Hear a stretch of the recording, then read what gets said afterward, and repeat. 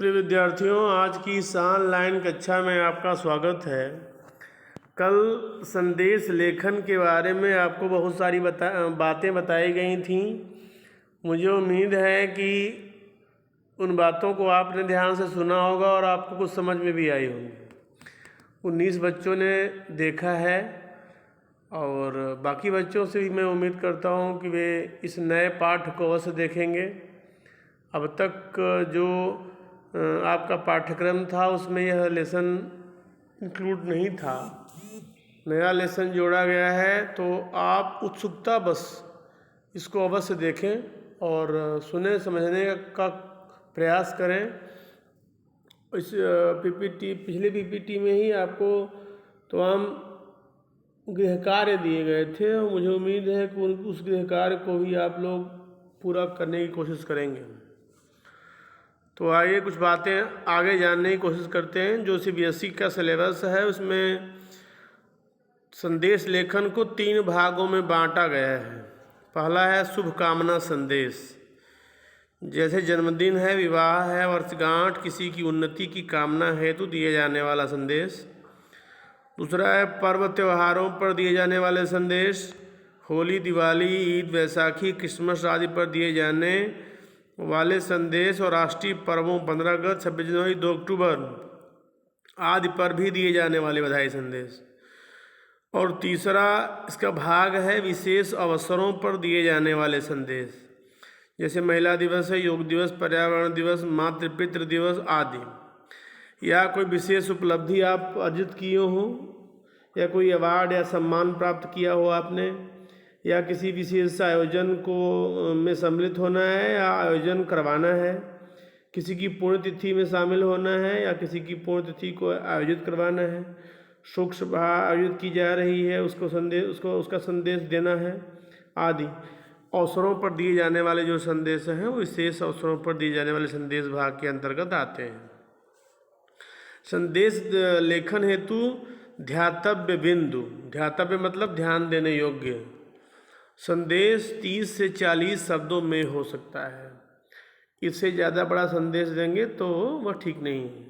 सीमा रेखा बनाना आवश्यक है, बॉक्स बना लीजिएगा, बिना बॉक्स को बनाए संदेश लेखन मत करिएगा। तिथि व समय का उल्लेख आवश्यक है, किस डेट को आप संदेश लिख रहे हैं और किस समय लिख रहे हैं।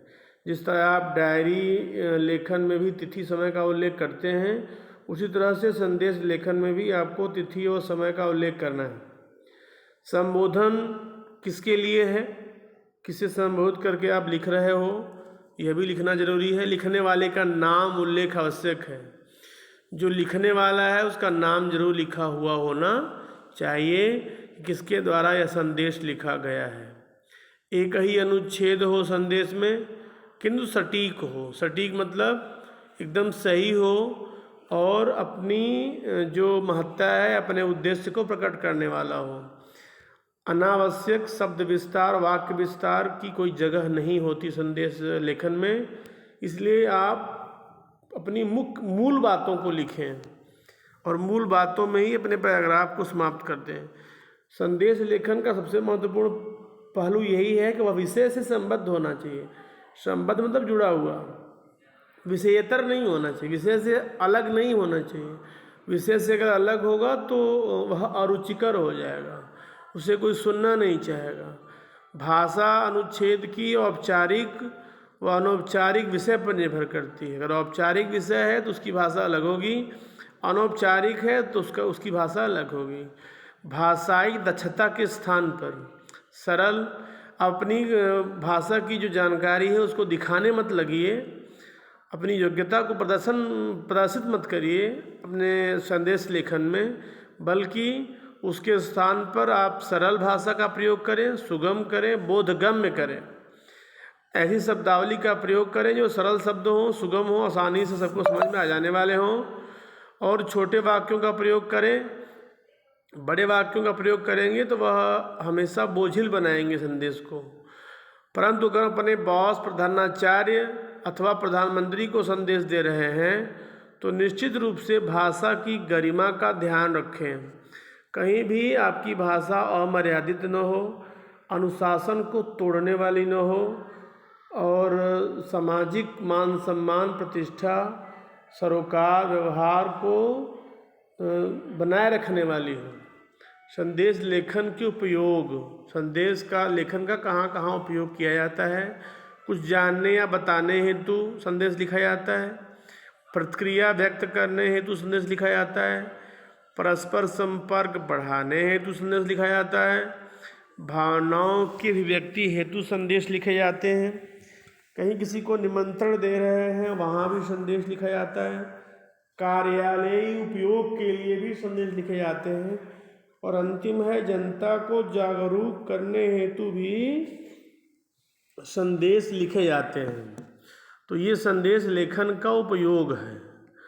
इसके पश्चात संदेश लेखन करते समय ध्यान देने योग्य बातें, सबसे पहले क्या करें, इसके बाद क्या करें, क्रमबद्ध आपको दिया गया है। इन्हीं सब बातों का पूरी ईमानदारी से, सच्ची निष्ठा के साथ आप पालन करें और संदेश लिखने की कोशिश करें। तो सबसे पहले क्या करना है, बॉर्डर बनाना है, बॉक्स बनाना है। उस बॉक्स के बीच में शुभकामना संदेश लिखें। बाईं तरफ दिनांक था, उसके नीचे समय लिखें। जो कुछ भी आपको लिखना है बाईं तरफ ही लिखना है, दाईं तरफ कुछ नहीं लिखना है। कंप्यूटर के ज़माने में जहाँ कंप्यूटर टाइपिंग टंकण की दृष्टि से लेखन को जोड़ा गया है, इसलिए हमें कभी भी दाईं तरफ कुछ नहीं लिखना है। जो लिखना है बाईं तरफ ही लिखना है। बाईं तरफ दिनांक लिखें, उसके नीचे समय लिख दें। उसके बाद अभिवादन लिख दें। अभिवादन क्या होता है, नमस्कार, प्रणाम, जो भी है। और उसके ऊपर प्रिय मान्यवर इत्यादि जैसे आप लिखते हैं औपचारिक पत्रों में। मुख्य विषय का वर्णन करें, अनावश्यक बकवास न लिखें, औपचारिकताओं की कोई ज़रूरत नहीं है। जो मूल बात है उसे आप उसका वर्णन करें। उसके बाद भेजने वाले का नाम लिखें। जो मैसेज दे रहा है उसका नाम अवश्य होना चाहिए। विषयानुकूल चित्रों का समावेश करें। यदि आपको लग रहा है कि आप चित्र बना सकते हैं तो चित्रों का समावेश कर देंगे, संदेश लेखन आपका बहुत सुंदर हो जाएगा। विषय के अनुकूल चित्रों का समावेश आप कर सकते हैं। विषय के अनुकूल शायरी का उपयोग कर सकते हैं, श्लोक का इस्तेमाल कर सकते हैं, दोहे लिख सकते हैं, तुकांत वाली कविताएं लिख सकते हैं। जो कविताएं बहुत बड़ी नहीं होनी चाहिए, 2, 4, 5 लाइन की ही हो। इससे बड़ी कविताएं लिखेंगे, इससे बड़ा श्लोक लिखेंगे, इससे बड़ी शेर व शायरी लिखेंगे तो वह उबाऊ हो जाएगी और रुचिकर हो जाएगी और नीरस भी हो जाएगी। तो विषय के अनुकूल शायरी, श्लोक, दोहे, तुकांत पदों का उपयोग कर सकते हैं। विषय के अनुसार रंगों का भी प्रयोग कर सकते हैं।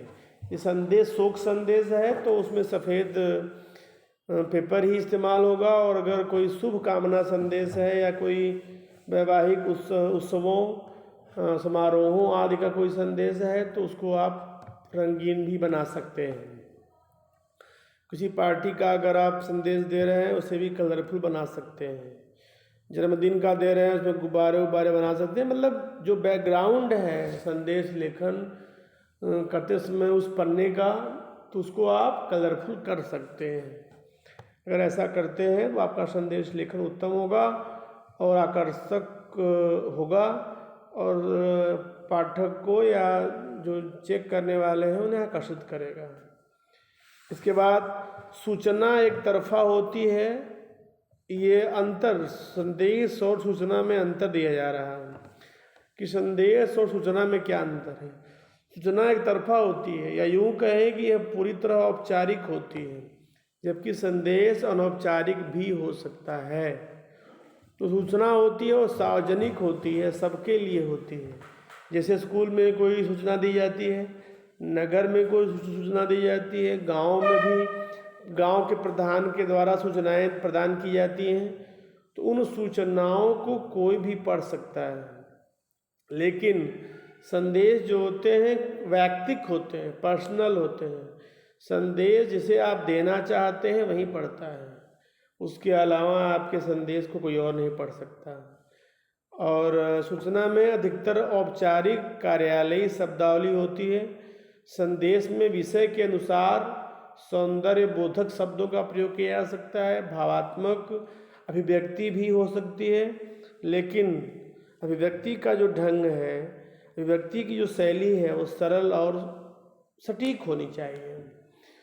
सूचना में चित्रों की आवश्यकता नहीं होती। जब भी कभी सूचनाएं लिखी जाती हैं उसमें चित्र नहीं बनाए जाते और सिर्फ बॉक्स बना करके सूचनाएं लिख दी जाती हैं, लेकिन संदेश में विषय के अनुसार आउटलाइन बॉर्डर आज बनाया जा सकता है और साधारण बॉक्स में भी संदेश लिखे जा सकते हैं।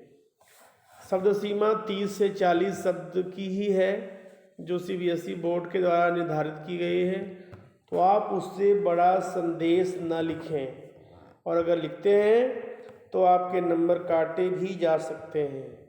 संदेश लेखन के अंग, किन किन अंगों पर आपको संदेश लिखना है? सबसे पहले शीर्षक है, फिर दिनांक है, फिर समय है, अभिवादन है, मुख्य भाग है जो मुख्य विषय लिखा जाना है और उसके बाद भेजने वाले का नाम लिखा जाना है। संदेश लेखन के ऊपर जो कथित भेद को ध्यान में रखते हुए संदेश लेखन के अलग अलग तरीके हो सकते हैं। संदेश लेखन व्यक्तिगत अधिकतर होता है, कभी कभी अपवाद स्वरूप सामूहिक भी संदेश हो सकता है, लेकिन जनरली ऐसा होता नहीं है। एक आपको उदाहरण दिया जा रहा है, गणतंत्र दिवस पर देशवासियों के लिए शुभकामना संदेश।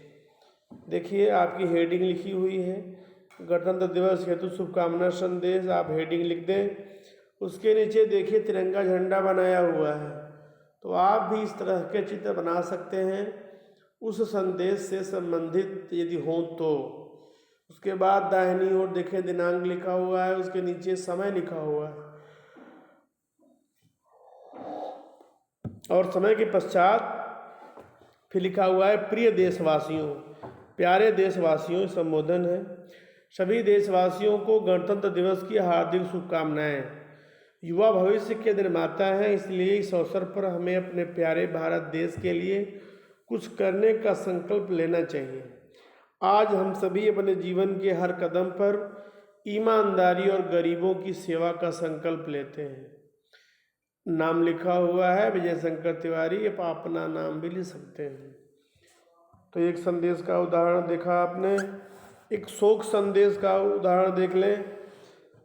ऊपर लिखा हुआ है शोक संदेश, उसके नीचे चित्र बना हुआ है। ओम शांति भी, ओम भी लिख सकते हैं, कहीं कहीं ओम भी लिखा रहता है, कहीं ओम शांति भी लिखा रहता है। चित्र बना सकते हैं उस शोक संदेश जुड़ा हुआ। उसके राइट साइड में देखिए आपका दिनांक लिखा है, 12 बजे दोपहर में लिखा गया है, समय लिखा हुआ है। आगे लिखा है मान्यवर, संबोधन है। उसके बाद लिखा है अत्यंत दुख के साथ सूचित करना पड़ रहा है कि डैश डैश डैश का स्वर्गवास दिनांक 19 जून 2020 को, या जैसे मैं दिनांक मान लीजिए 11 नवंबर 2020 दिन बुधवार को या गुरुवार को हो गया है। उनकी दिवंगत आत्मा की शांति के लिए श्राद्ध का आयोजन मान लीजिए 27 नवंबर को या 22 नवंबर को या 25 नवंबर, जब कभी भी होना है तो सोमवार को सुनिश्चित किया गया है। अतः आप महानुभावों से सादा निवेदन है कि आप इस ब्रह्मभोज में सम्मिलित होकर दिवंगत आत्मा की शांति हेतु ईश्वर से प्रार्थना कर हमें कृतार्थ करें। तो शोक संतप्त परिवार लिखा हुआ है, राज वीरेंद्र तथा समस्त परिवार। इस तरह से यह शोक संदेश है। इसके बाद अपने मित्र को तैराकी में स्वर्ण पदक मिलने पर लगभग 30 से 40 शब्दों में बधाई संदेश लिखें। एक बधाई संदेश लिखा हुआ है, आप देख लें। इसका हेडिंग डालेंगे बधाई संदेश। उसके बाद 19 मई यहाँ लिखा हुआ है, आप कोई भी डेट डाल सकते हैं, समय डाल सकते हैं। उसके बाद संबोधन प्रिय अरुण, नाम किसी का जैसे मान लीजिए है तो। कल शाम टीवी पर तुम्हें देखा, तुम्हारा नाम सुना व तुम्हारी उपलब्धि के विषय में पता चला। तैराकी में तुम्हें स्वर्ण पदक मिला और यह भी पता चला कि ओलंपिक में तुम्हारा चयन हो गया है। तुम्हारी मेहनत रंग लाई, मुझे विश्वास है कि तुम देश का नाम अवश्य रोशन करोगे। मेरी बहुत बहुत शुभकामनाएं और बधाई। नाम लिखा है लिखने वाले का अंजलि। एक और उदाहरण देखें, देशवासियों के लिए शुभकामना संदेश। तो ऊपर में डेट लिखी हुई है, डेट के नीचे समय इसमें राइट साइड में आ गया है, हालांकि वो लेफ्ट में ही होना चाहिए, गलती से आ गया होगा या टाइपिंग में आ गया होगा। तो नीचे लिखा हुआ है, प्रिय देशवासियों, प्रेम और सौहार्द की भावनाओं को विभिन्न रंगों में अभिव्यक्त करने वाले महापर्व होली पर समस्त देशवासियों को हार्दिक शुभकामनाएं। उसके नीचे लिखा हुआ है सचिव, सचिव के नीचे लिखा हुआ है क ख ग। इस तरह से आप संदेश लिखें। संदेश लेखन का प्रारूप दिया हुआ है, औपचारिक और अनौपचारिक दो तरह के संदेश लिखे जाते हैं। तो औपचारिक का यहाँ प्रारूप देखिए दिया हुआ है। संदेश, ऊपर संदेश का नाम, कौन सा संदेश है आप लिखेंगे। उसके बाद बाईं ओर आपको दिनांक लिखना है, उसके नीचे समय लिखना है। फिर संबोधन करेंगे, जिसको आप लिख रहे हैं वो आपका छोटा भाई है, मित्र है, बड़े भाई हैं, देशवासी हैं, गांव वाले हैं, मोहल्ले वाले हैं, जो भी हैं, आप उनका संबोधन करेंगे। उसके बाद मुख्य विषय पर आ जाएंगे। मुख्य विषय लिखने के पश्चात अपना नाम लिख देंगे, या अपना, चूँकि परीक्षा में आपको लिखना है, अपना नाम नहीं लिखना है, क ख ग लिख देना है। ठीक है, इस तरह से संदेश लेखन का औपचारिक प्रारूप है। इसके बाद अंक निर्धारण देख लीजिए, कैसे आपको अंक दिए जाएंगे। जो आप ड्राफ्टिंग करेंगे, प्रारूप लिखेंगे, प्रारूप का पालन करेंगे, 2 अंक मिलेंगे। और विषय वस्तु यदि आप सही ढंग से लिख पाएंगे तो आपको 3 अंक दिए जाएंगे, कुल अंक 5 है। अब अभ्यास के लिए आपको 3 कार्य दिए जा रहे हैं। इन तीनों कार्यों के लिए आप संदेश लेखन अवश्य करें। पहला है, मातृ दिवस पर अपनी माता जी को शुभकामना संदेश लिखें। दूसरा है, दीपावली पर्व की शुभकामना देते हुए मित्र को बधाई पत्र लिखें, बधाई संदेश लिखें। परियोजना कार्य, अखबार अथवा पत्र पत्रिकाओं से विभिन्न प्रकार के संदेशों का संकलन करके एक फाइल तैयार करें। तो आप प्रोजेक्ट वर्क में ये कर सकते हैं कि 2, 4, 5 संदेश अपने अखबार में से काट करके उसे अपनी कॉपी में चिपका सकते हैं। ये काम कर सकते हैं। समाचार पत्रों और पत्र पत्रिकाओं में भी संदेश जरूर लिखा रहता है। आप उसे पहचानें, उसे जानें। पहचानने में कोई दिक्कत होती है तो मुझसे पूछें, और उस संदेश को कट करके अखबार से, पत्र पत्रिकाओं से अपनी ग्रामर कॉपी में भी चिपका सकते हैं। यह आपका परियोजना कार्य है। ठीक है, इस तरह इन दोनों अभ्यास कार्य और परियोजना कार्य को दे करके मैं अपनी बात समाप्त करता हूँ, और आज की कक्षा यहीं समाप्त होती है। मुझे अनुमति दें। धन्यवाद।